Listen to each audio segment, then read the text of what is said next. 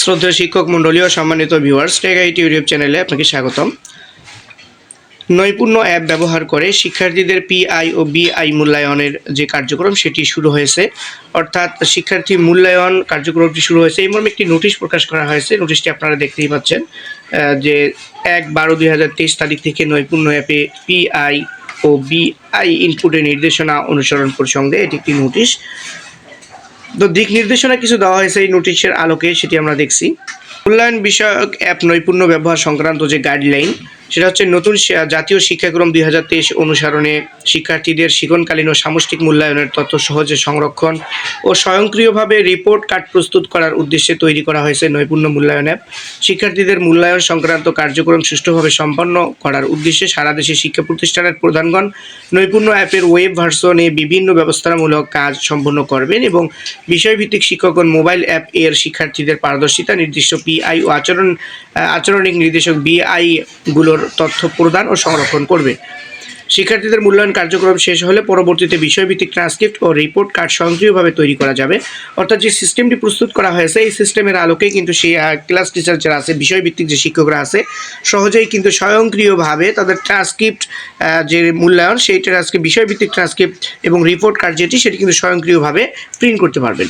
তো এখানে মূল্যায়নের প্রথম পর্যায়ে হচ্ছে প্রতিষ্ঠান ব্যবস্থাপনা ও প্রতিষ্ঠান প্রধানের জন্য যেটি করণীয় সেটি এখানে লিখে দেওয়া আছে, সেটি কীভাবে করতে হবে। এটা হয়তো আগেও আপনারা জানতে পেরেছেন সিস্টেমটি, তারপরেও না জানা থাকলে জেনে নেবেন।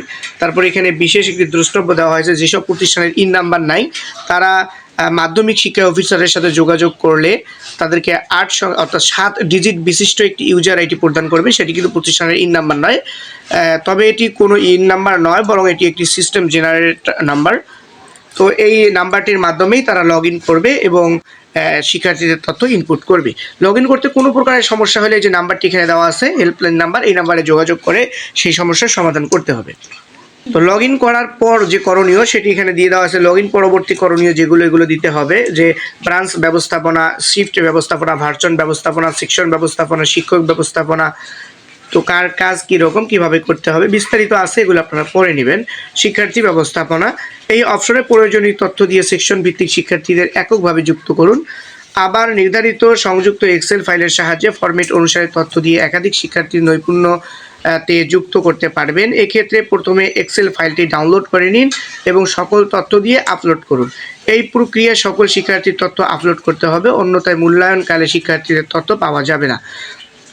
4 ডিসেম্বরের মধ্যে সকল শিক্ষার্থীর তথ্য আপলোড করতে হবে। আপনারা হয়তো এর আগে এক্সেল ফাইলগুলো পেয়ে গেছেন, তারপরেও যে শিক্ষার্থীর তথ্য ইনপুট করার জন্য যে এক্সেল ফাইল, সেই লিঙ্কটি ভিডিও ডেসক্রিপশন বক্সে থাকবে, চাইলে আপনারা সেখান থেকে ডাউনলোড করে নিতে পারেন।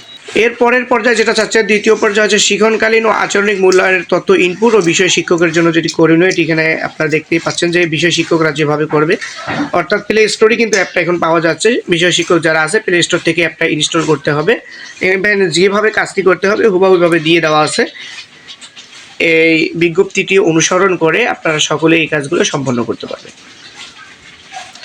কোনো প্রকারের সমস্যা হয় তাহলে এখানে কিন্তু 2টা ভিডিও লিঙ্ক দেওয়া আছে, এখানে ক্লিক করে সরাসরি আপনারা ভিডিও 2টা আগে দেখে নিতে পারেন, পরে কাজগুলো সম্পন্ন করতে পারেন।